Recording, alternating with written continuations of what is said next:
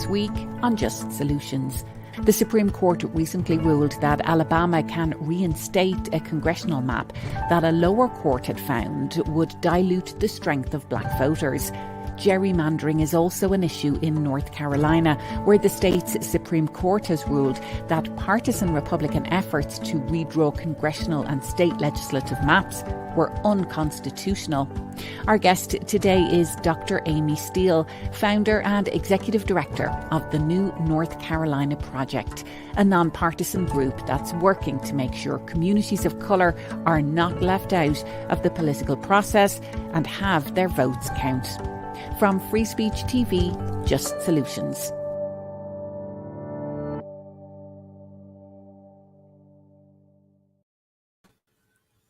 Aimy, it's so great to have you with us. Thank you very much for joining us.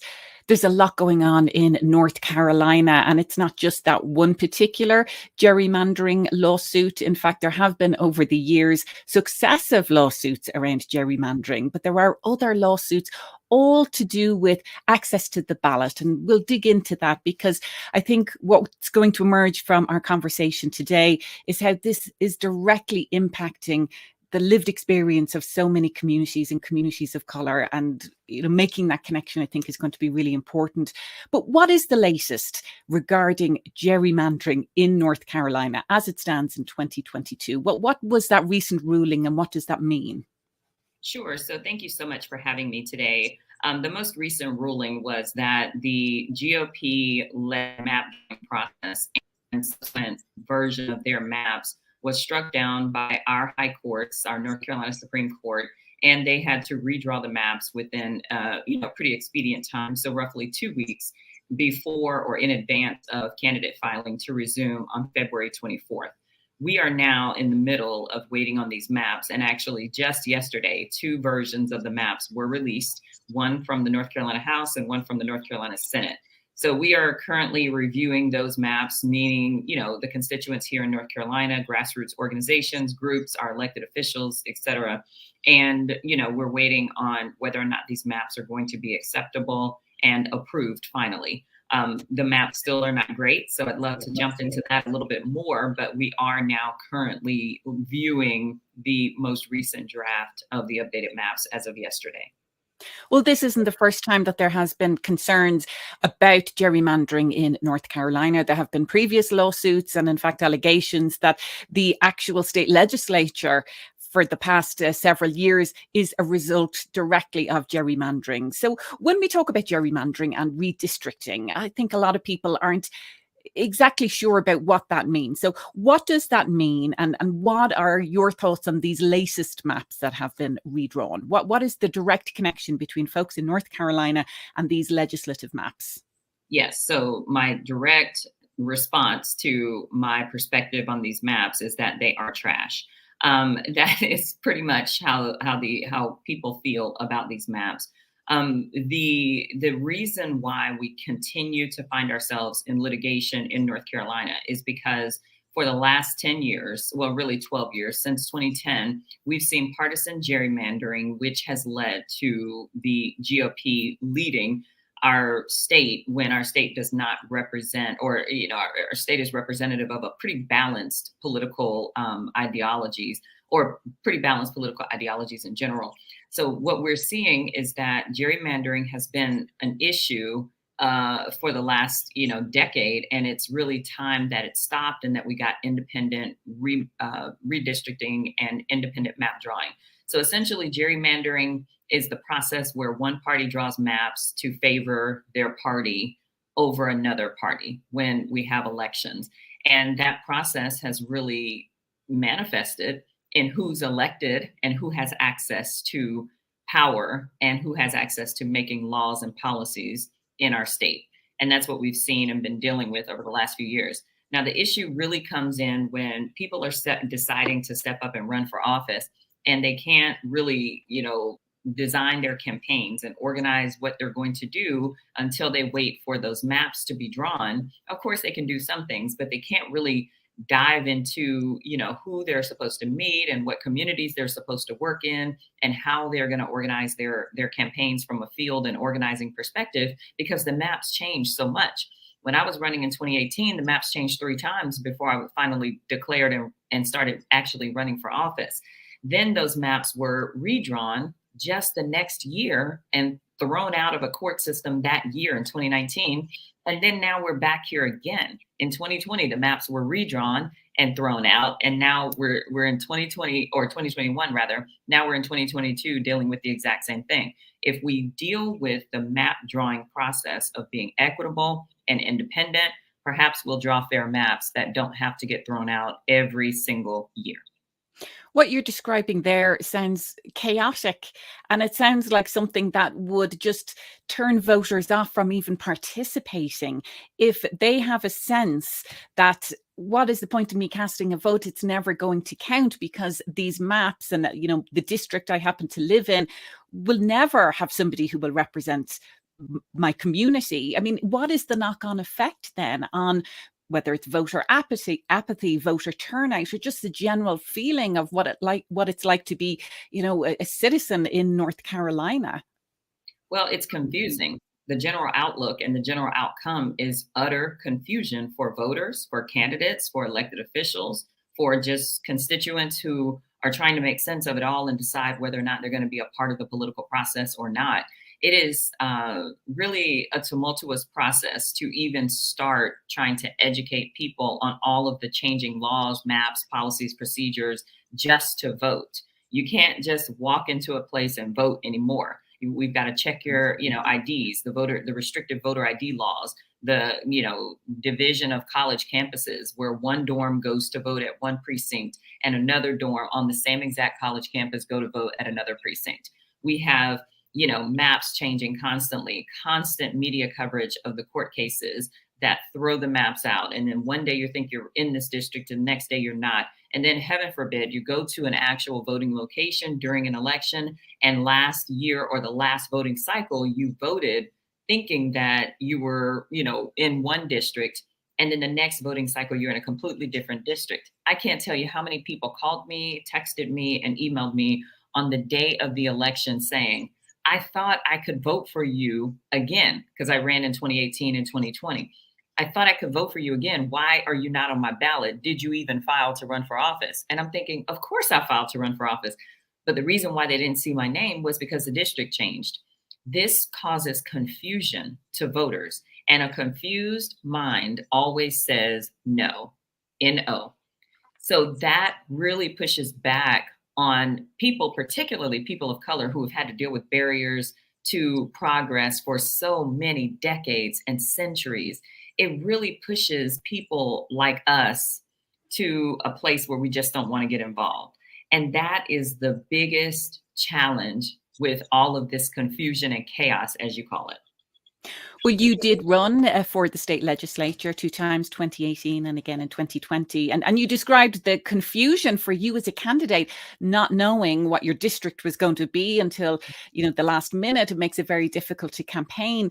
But for you then, trying to run for a state legislature, you described that level of chaos, but I would imagine the layers go very deep when you have this level of sort of cynical political operations happening in the state. I mean, what are some of the other things that you experienced while you were trying to run? And I'll talk about, the platform that you ran on, because I think that is very much connected to all of these conversations and how communities either are or are not being represented. But what were some of the other barriers that you found to even try to run to serve in the state legislature?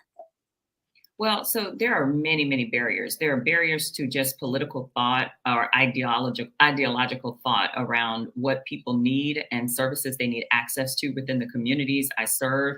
So if I serve this one community as a potential candidate because my district was drawn this way, they have maybe slightly different needs than this community, which informs the messaging that I advertise or create around their needs to be able to appeal to them as a voter. That just was a barrier. Another barrier was just simply raising money, because when you have a district that's drawn a certain way and it looks either like it's in play, like it's competitive, or like it's favorable to win either Democrat or Republican, money is tied to that. And the ability to access resources are tied to the viability and the winnability of a particular race. And when you're in a district that doesn't look as winnable because the maps look one way on Monday, but then it looks more winnable by Friday because it's drawn a different way, it confuses donors. And then it then creates this kind of process where money is held up and not able to be released out into the campaign world because there's confusion on what the maps actually look like. And is it a district in play or is it not in play? Those are some of just the basic barriers. And then let's not even address, or let's really address the biggest barrier of them all, and that's the confusion of the voter.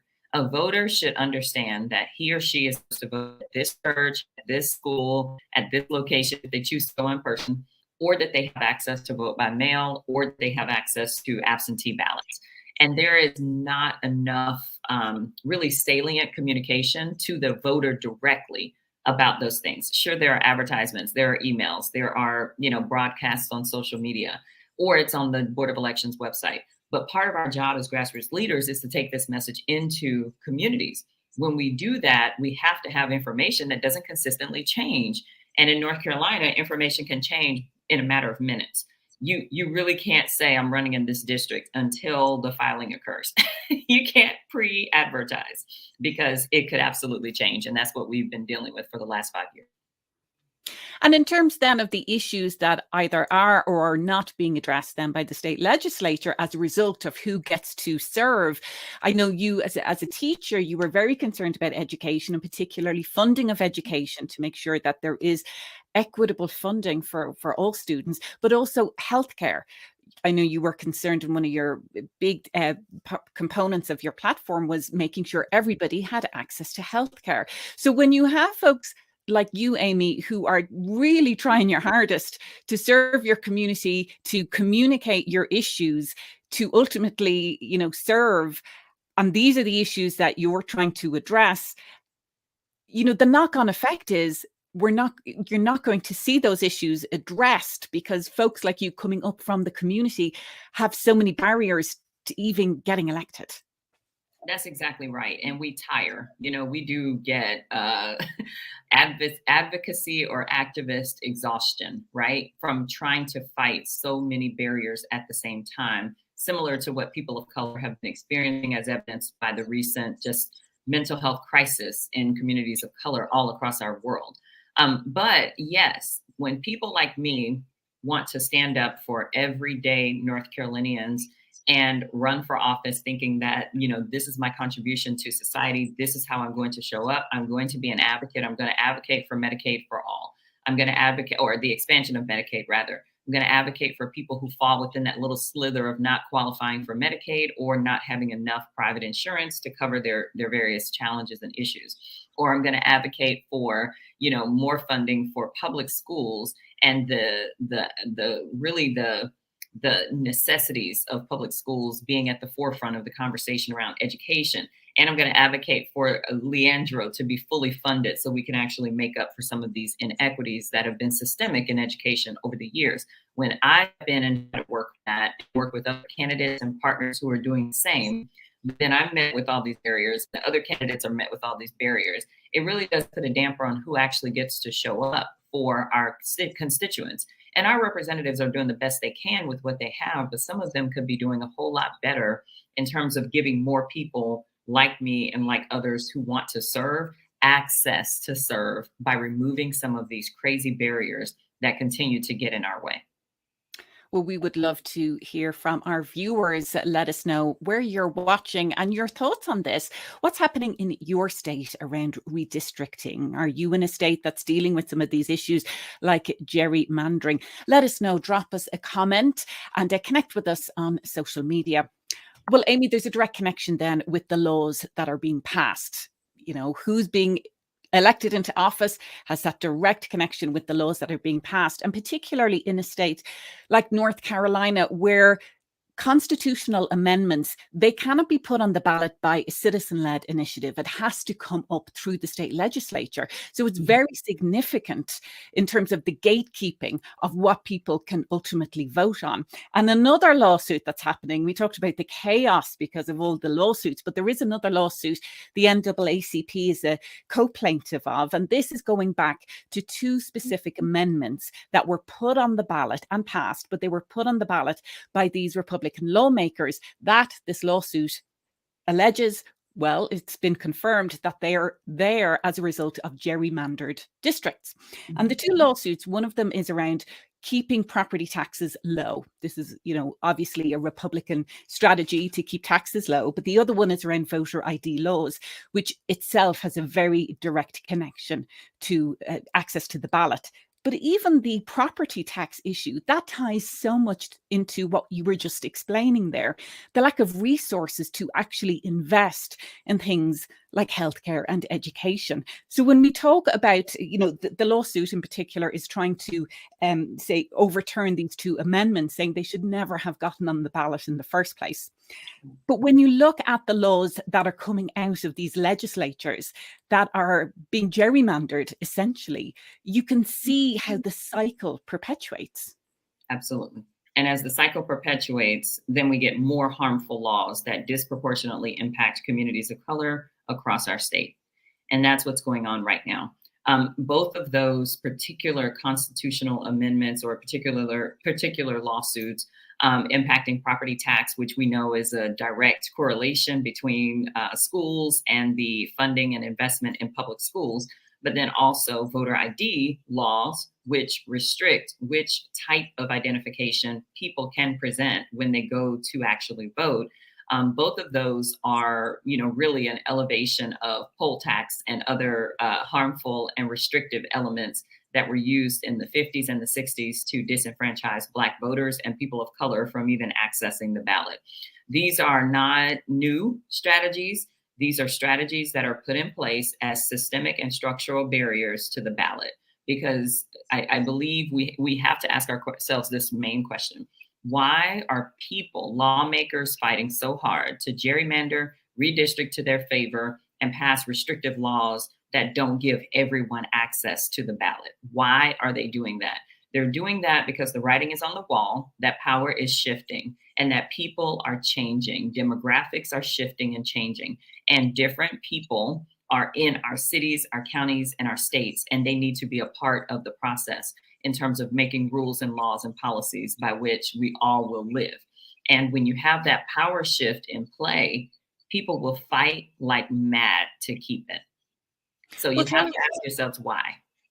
Well, tell us then about the work of the new North Carolina project. I know you were very much inspired by the work of Stacey Abrams in Georgia. And, are you connected then regionally? We started the show talking about the Supreme Court overturning a lower court's ruling around gerrymandering in Alabama.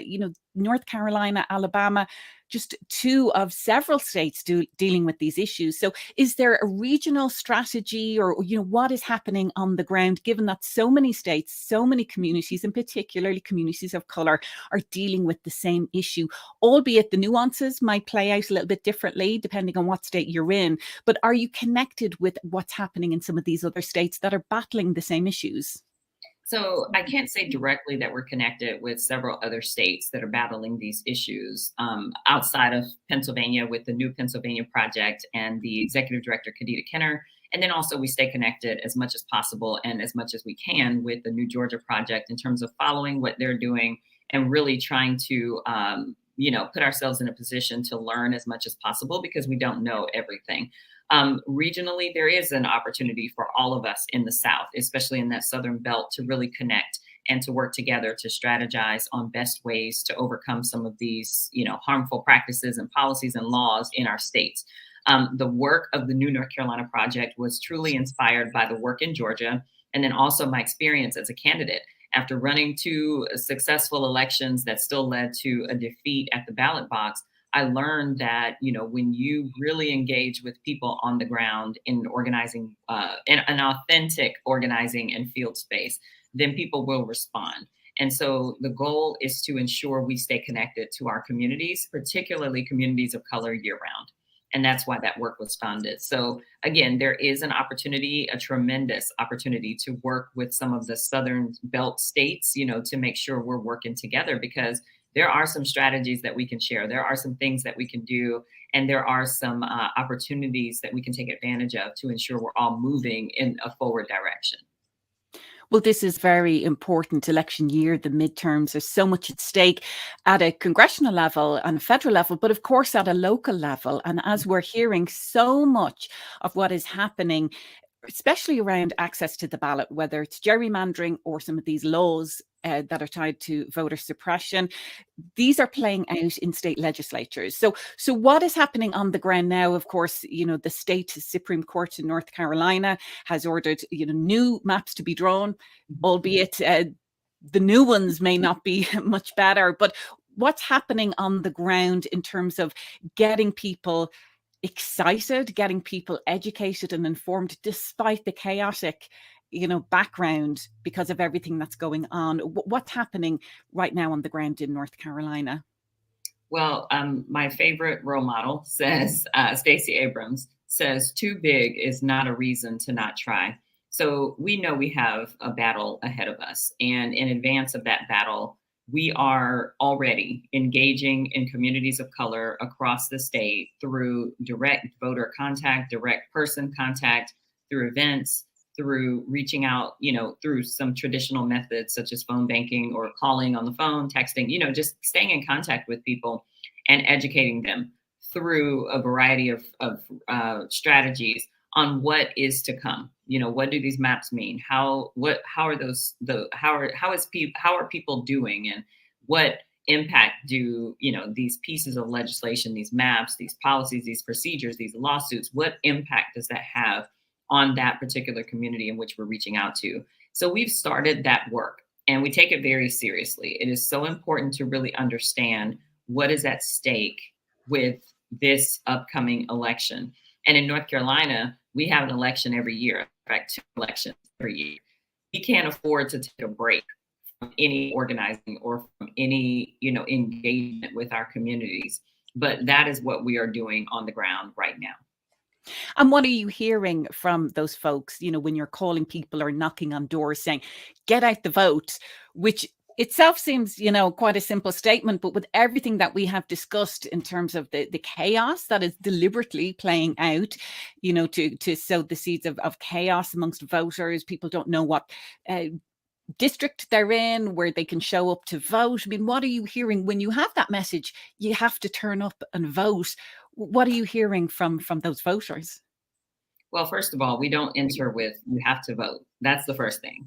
We enter in a variety of ways, but that is not the primary way. Especially when you work in communities of color, you cannot approach from a disingenuous place centered around an action that you need or want people to take without subsequent follow-up to make sure the action has actually taken place, or the benefit of the action will actually, resonate. And I think for too long, we've seen communities of color, people come through and say, hey, they're going to do this, they're going to do that, they're going to input, place this at the top of their priority list as an elected official, and then they get into office and it becomes their lowest priority because they're dealing with the chaos of the moment, right?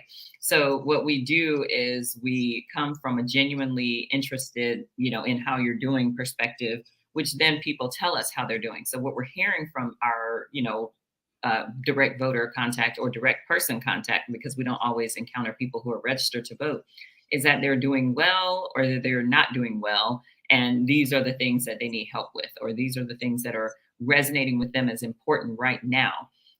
We just have to listen.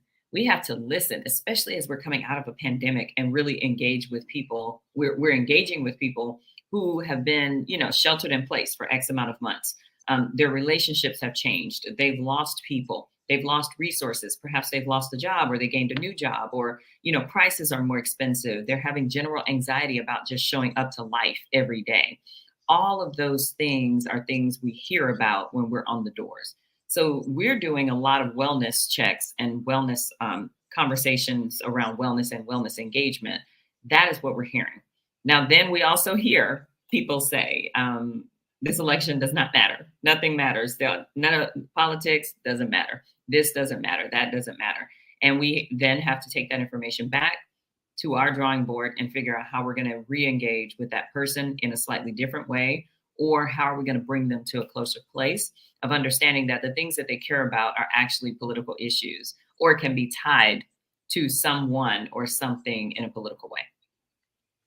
For people who are watching, who are in a state maybe that is not dealing with this, I mean, you have states like Colorado that has a Secretary of State, the highest election official in the state, who is committed to having access to everybody, whether it's through mail-in or early voting. Compare that and contrast that with what's playing out in other states like Alabama, North Carolina, and many others. And then you also have the failure of Congress to pass those two key pieces of federal legislation to protect voting rights. So with all of this going on, what would you say to people in other states that are either dealing with their own issues or maybe this isn't as much an issue for them? How can they support the work of activists that are, like yourself, on the ground day in, day out, despite what's happening at a federal level or despite what's happening with the gerrymandering going on in the state? You're out there knocking on doors and listening to people's concerns. And as you said, there is a fatigue that goes along with that. So how can people best support you? Well, for one, if your state is not dealing with some of the chaos that we're dealing with in North Carolina, you can get involved by helping us contact our state senators and our state representatives and our U.S. House and state senators and U.S. representatives. But we need to really flood from an email, a call, and a letter writing perspective. We need to flood these offices with communications about how to really remove the desire from each person's heart, mind, body, and soul who is currently serving in office to restrict people's access to voting.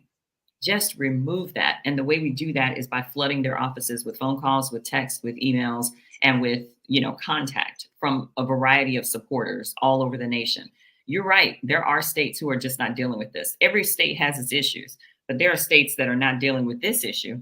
And if your state is not dealing with this issue, we need your help. We need you to go on Twitter. We need you to go on, some of these congressional websites and all the other, different resources where you can write, text, call, or email with the click of a button, a couple buttons.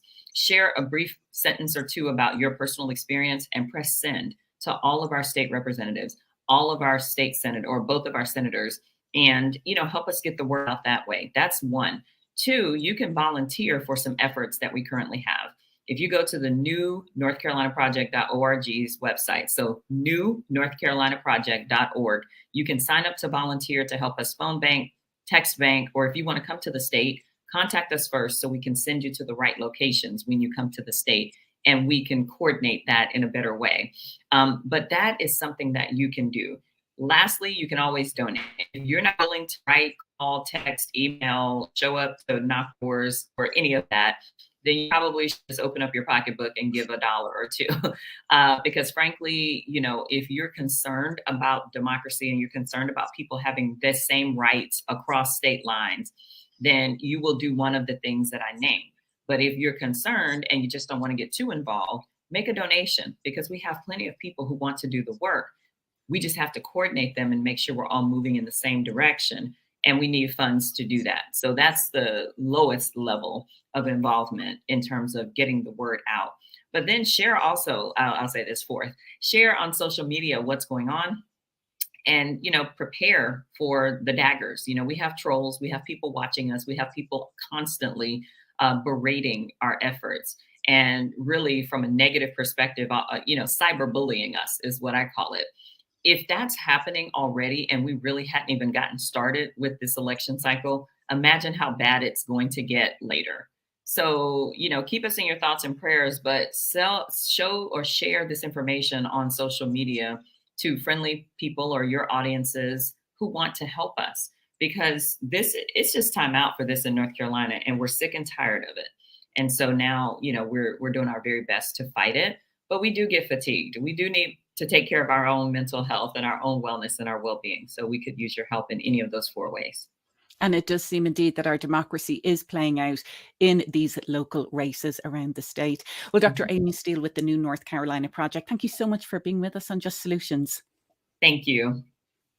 And don't forget, Just Solutions is also available as a podcast, so you can catch it anytime. Just subscribe wherever you get your podcasts. And join us again, same time, same place, next week from Free Speech TV, Just Solutions.